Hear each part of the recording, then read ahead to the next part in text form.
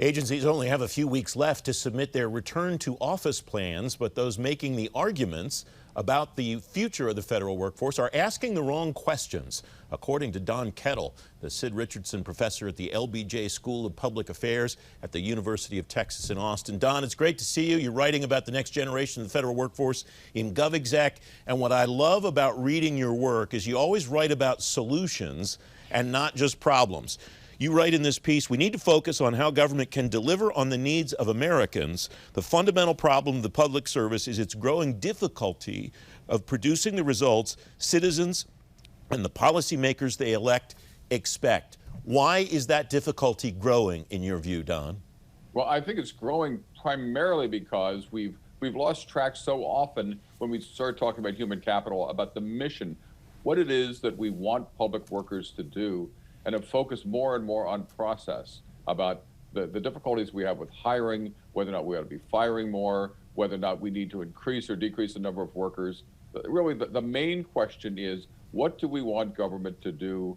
Who do we need in the right places with the right skills at the right time to get the job done? And unfortunately, we've tended to spend much more time on process and much less on the mission that government's been really set up to do.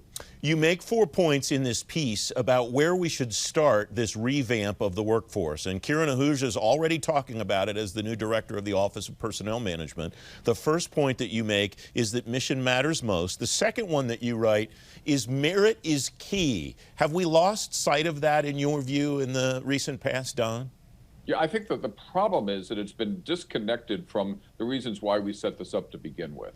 We don't want, as we've established for the last 140 years, a system that is focused on, for example, getting political loyalty into place in the minds and the hearts of public employees. There really isn't a Republican or a Democratic way to land a plane at an airport, or a Republican or Democratic way to try to make sure that you run the Tennessee Valley Authority, or to ensure the national parks are well taken care of.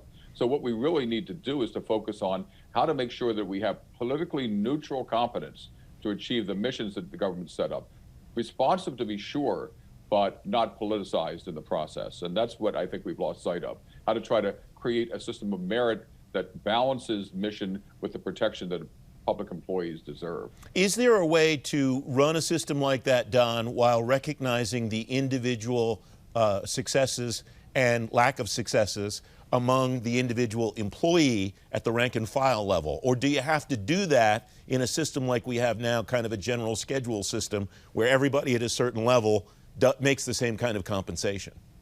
Well, I think that there needs to be some possibility for flexibility in pay, so that we can pay attention to and reward people who do the best work. But most importantly, I think what we've learned is that the reason why most people work for the federal government is not to make lots of money and not to have super secure benefits, but more importantly, to try to make sure that they have a chance to be able to do exciting work and to be able to find ways of delivering value. And that's the big payoff. So that the way to achieve that payoff is to try to make the teams work better in the federal government, to try to make sure that public employees have the skills that they need, and that they're really given the opportunity to do what it is they joined the federal government to accomplish. The third of your points is accountability lies at the core. The core of what, Don? Well, it's the core of every layer of government. It's accountability to ultimately the people who elected officials, the voters. They're the ones who are really in charge of the American Republic. Accountability to public officials who were put there to try to accomplish goals, and in fact, every administration comes in with its own policy initiatives. Accountability to their customers who sit out there and are the ones that for whom the government really exists, and accountability in many ways to each other, so that the teams that are responsible for doing government's work are teams that are equipped and empowered to be able to accomplish missions. So it's accountability in a number of layers. And my concern is that too often accountability simply gets framed in, let's make it easier to fire feds. And it really misses the mark, I think, on what it is that we expect public employees to do. You write the first 3 steps point to the fourth. The fourth is human capital ought to drive the pursuit of performance. How do you measure performance in an organization like a federal agency? And are the organizations in government right now measuring their performances correctly, do you think? Well, I think that we've lost sight a bit about the connection between the people who work for government and the mission that we want government to accomplish. If you look at GAO's high risk list, for example, a careful reading of the report shows that human capital is part of almost every single problem, but also almost every single solution.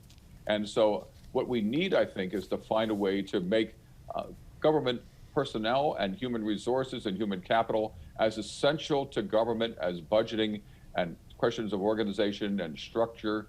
And then to connect with that, I think, a way to try to first focus on whether or not government employees are serving the public. That is, are we accomplishing the mission?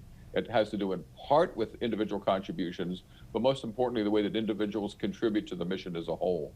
I think the more that we focus on what it is we want government to do and how well government's doing it, the easier it's going to be to align every step of the process to ensure that we make that happen. And that's what it is that I think we most need to focus on here. Don Kettl, thanks very much. It's great to have you on the program. So good to be with you.